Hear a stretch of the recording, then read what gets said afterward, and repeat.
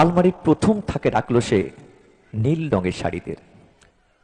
হালকা একটা নীল শাড়িকে জড়িয়ে ধরে বললে, তুই আমার আকাশ। দ্বিতীয় থাকে রাখলো সব গোলাপিদের। একটা গোলাপিকে জড়িয়ে ধরে বললে, তুই আমার অভিমান। তৃতীয় থাকে রাখা তিনটি ময়ূর, যেন তিন দিক থেকে ছুটে আসা সুখ। আর তেজপাতা রং যে শাড়িটার, তার নাম দিল বিষাদ। সারা বছর সে শুধু শাড়ি আর শাড়ি উপহার পেল। এত শাড়ি সে কি করে এক জীবনে পরবে? কিন্তু বছর যেতে না যেতেই ঘটে গেল সেই ঘটনাটা। সন্ধ্যের মুখে মেয়েটি বেরিয়েছিল স্বামীর সঙ্গে চাইনিজ খেতে।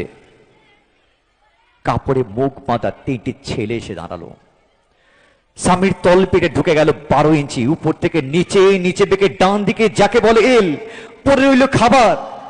চিরিফিস থেকে তখনও ধোঁয়া বেরোচ্ছে। এর নাম রাজনীতি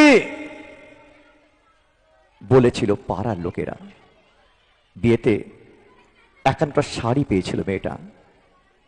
অষ্টমঙ্গলায় ফিরে এসে আরো 6টা।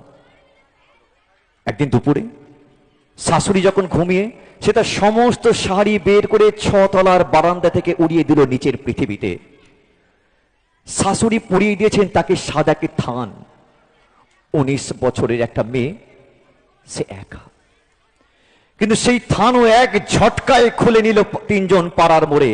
একটি সদ্য নগ্ন বিধবা মেয়ে দৌড়চ্ছে আর চিৎকার করে বলছে, বাঁচাও বাঁচাও বাঁচাও। পিছনে 3 জন। সে কি উল্লাস!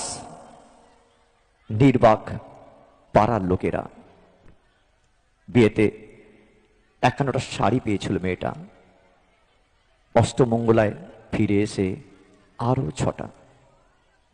বিয়েতে 51টা শাড়ি পেয়েছিল মেয়েটা। এটা সাম্প্রতিক